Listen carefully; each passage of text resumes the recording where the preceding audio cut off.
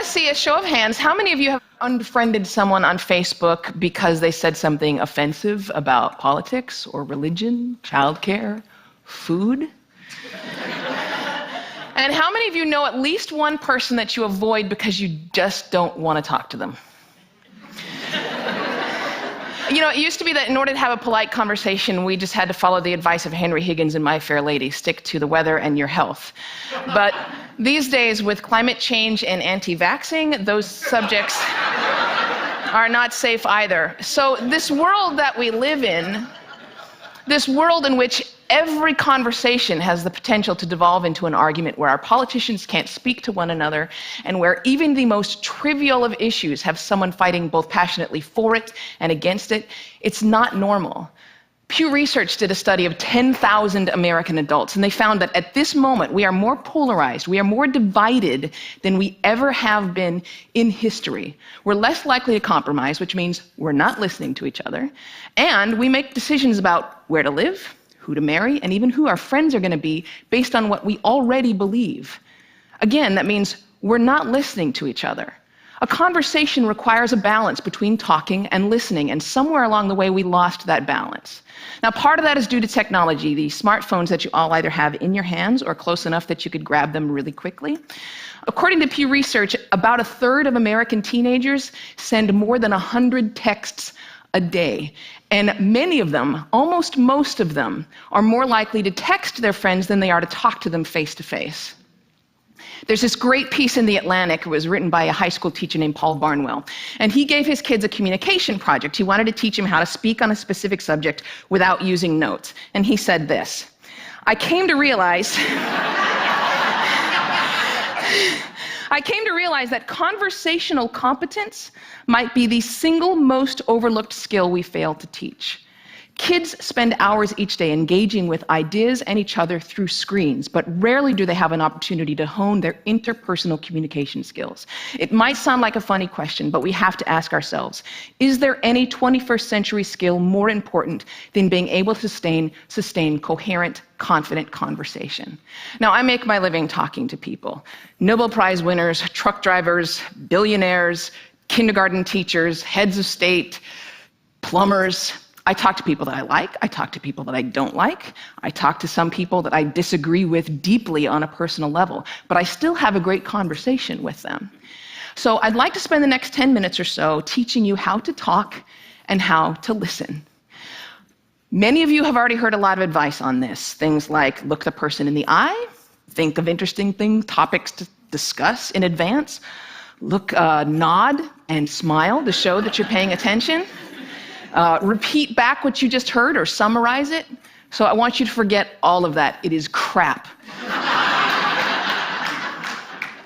There is no reason to learn how to show you're paying attention if you are, in fact, paying attention.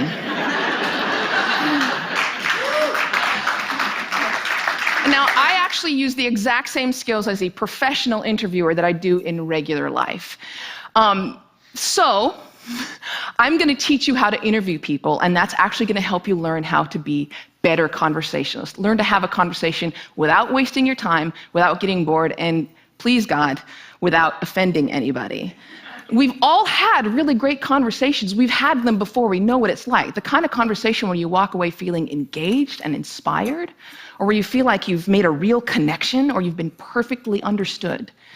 There is no reason why most of your interactions can't be like that. So I have 10 basic rules. I'm going to walk you through all of them, but honestly, if you just choose one of them and master it, you're already going to enjoy better conversations. Number 1, don't multitask. And I don't mean just set down your cell phone or your tablet or your car keys or whatever's in your hand. I mean, be present. Be in that moment. Don't be thinking about your argument you have with your boss. Don't be thinking about what you're going to have for dinner. If you want to get out of the conversation, get out of the conversation. But don't be half in it and half out of it. Number 2, don't pontificate. If you wanted to state your opinion without any opportunity for response or argument or pushback or growth, write a blog.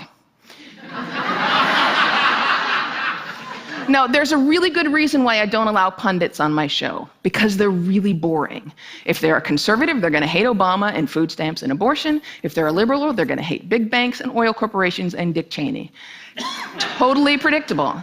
And you don't want to be like that. You need to enter every conversation assuming that you have something to learn.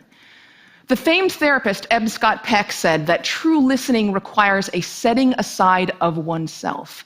And sometimes that means setting aside your personal opinion. He said that sensing this acceptance, the speaker will become less and less vulnerable and more likely to open up the inner recesses of his or her mind to the listener. Again, assume that you have something to learn. Bill Nye, everyone you will ever meet knows something that you don't. I put it this way: everybody is an expert in something. Number 3, use open-ended questions. In this case, take a cue from journalists. Start your questions with who, what, where, when, why, or how. If you put in a complicated question, you're going to get a simple answer out. If I ask you, were you terrified?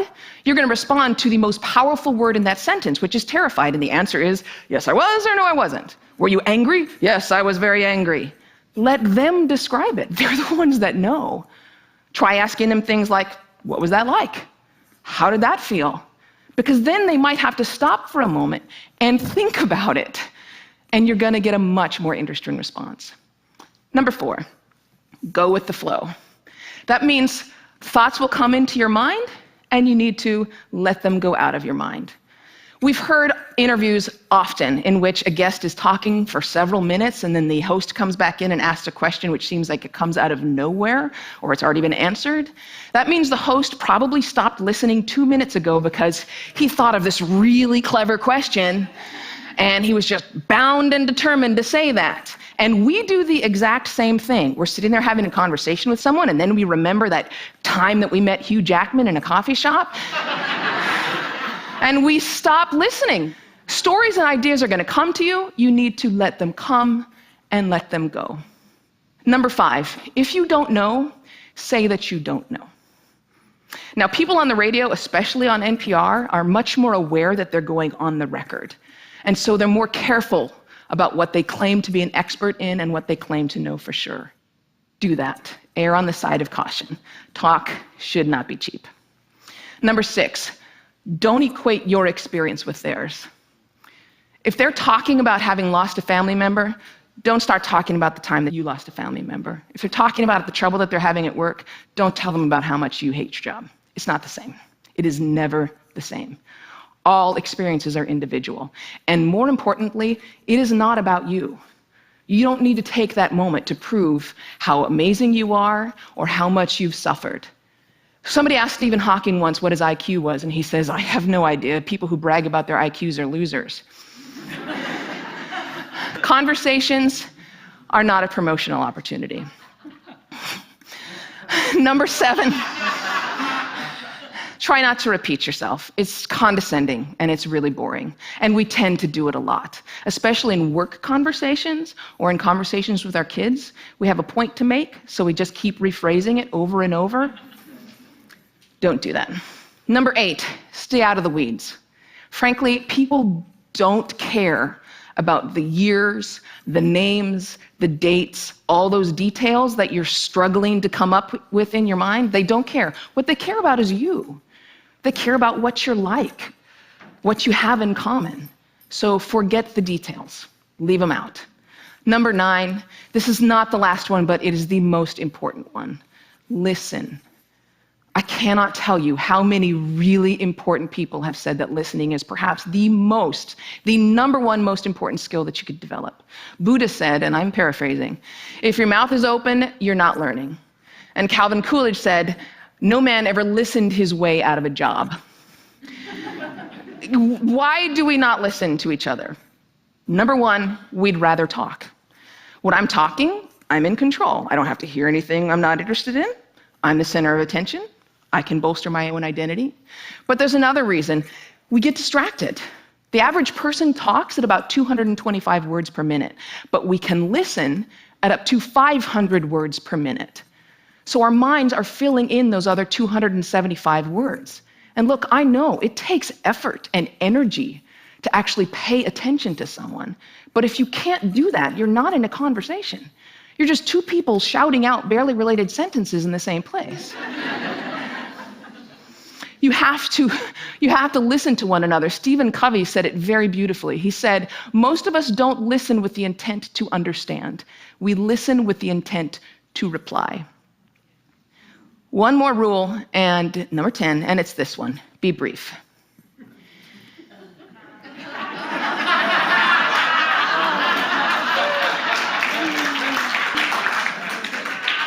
All of this boils down to the same basic concept, and it is this one: be interested in other people. You know, I grew up with a very famous grandfather, and there was kind of a ritual in my home. People would come over to talk to my grandparents, and after they would leave, my mother would come over to us and she'd say, "Do you know who that was? She was the runner-up to Miss America. He was the mayor of Sacramento. She won a Pulitzer Prize. He's a Russian ballet dancer." And I kind of grew up assuming everyone has some hidden amazing thing about them. And honestly, I think it's what makes me a better host. I keep my mouth shut as often as I possibly can. I keep my mind open, and I'm always prepared to be amazed, and I'm never disappointed. You do the same thing. Go out, talk to people, listen to people, and most importantly, be prepared to be amazed. Thanks.